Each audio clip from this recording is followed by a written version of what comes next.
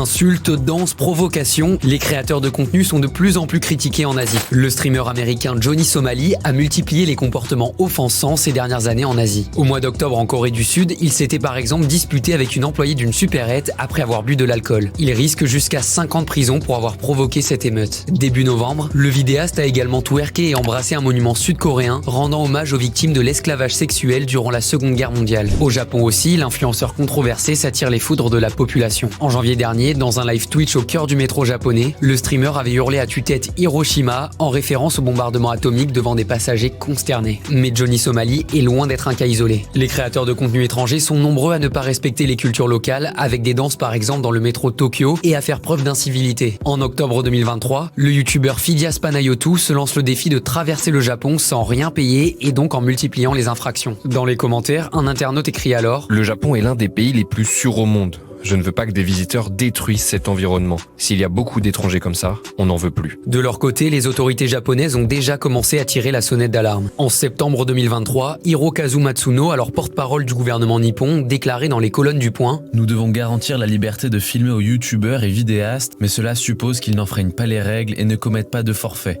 Nous y veillerons avec les forces de l'ordre.